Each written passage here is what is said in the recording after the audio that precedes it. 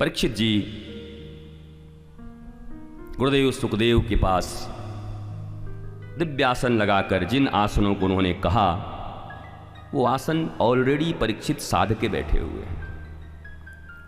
7 दिन के बाद मृत्यु है और तत्क्षण जिन्होंने अपने परिवार परिजन राज्य सबका त्याग करके गंगा के तट पर आकर पूर्ण मुक्ति होगी क्या, मुक्ति लेकर ही आए परीक्षित जी।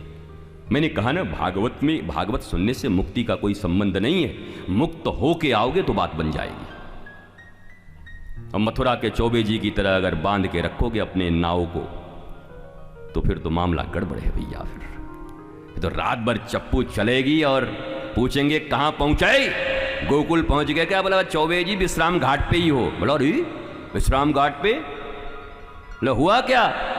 अरे बोला जो लंगर बंधी थी वो खोली ही नहीं, रात भर चप्पू चली, नाव यहीं रह गई। और दुनिया में कितने आध्यात्मिक आप हो ये कभी कोई दूसरा व्यक्ति आपको नहीं पहचान सकता। सबसे ज्यादा पहचान अगर कर सकते हो तो आप सेल्फ को कर सकते हो। आपके जीवन में आनंद कितना है, शांति कितनी है, प्रेम कितना है, मस्ती कितनी है, बस अपना नंबर स्वयं दे देना। 100 में 30 है कि 17 नंबर अभी तक है कि 65 आ चुका है, 99 पे आ चुके हो। कोई तुम्हारा एग्जामिनर नहीं है, क्योंकि तुम्हारे दिल की बात सिर्फ तुम जानते हो। तुम्हारे दिल में जितनी प्रसन्नता, हृदय में जितनी प्रसन्नता हो, प्रसादस्तु प्रसन्नता। भागवत जी का प्रसाद क्या है? बोला प्रसन्नता है। लडुआ कचौड़ी पूड़ी तो है ही, खा ही ले, वो तो खाना ही है। पर भागवत जी से निकल के लडुआ पूड़ी कचौड़ी खा के भी इसमें नमक ज्यादा था, ये पांडाल अच्छा नहीं था, ये बाबा का तो कथा हम बहुत बार सुने, प्रसन्नता नहीं हुई तुमको भागवत में आने के बाद भी? भागवत से तो प्रसन्न होके निकलते हैं, आनंदित होके निकलते हैं, यही प्रसाद है इसका। अब परीक्षित जी कथा का श्रवण कर रहे हैं। ज्ञान गूदड़ी है यहां पर, नाम तो इसलिए रखा गया है कि उद्धव के ज्ञान की गूदड़ी निकल गई।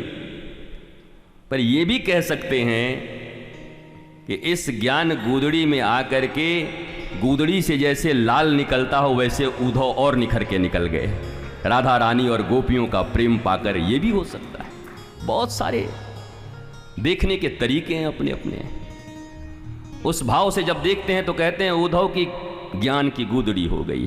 पर यह भी है गूदड़ी से लाल निकल गया। एक उद्धव सूखे सूखे गुरु बृहस्पति के शिष्य, कश्मीर से पढ़ के आए हुए, हर जगह बस ऐसे ऐसे देखते रहते थे। गुरुदेव ने कहा था कृष्ण ईश्वर हैं, भगवान हैं,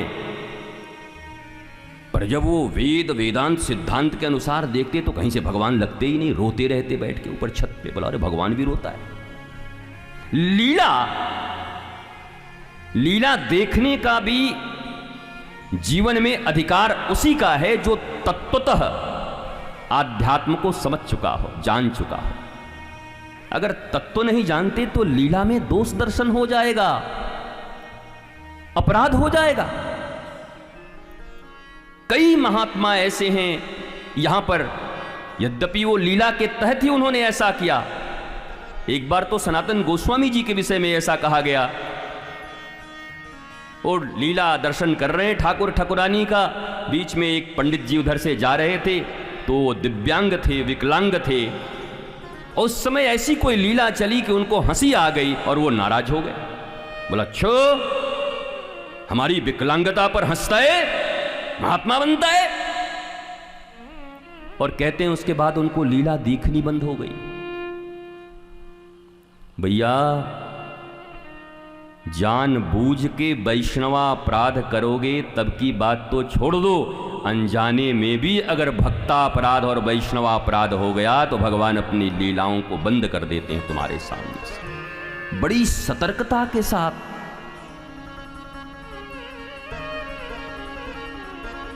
बहुत कठिन है डगरपन घट की। जब तक सदगुरु का साथ है तब तक झटपट भर लाओ जमुना से मटकी।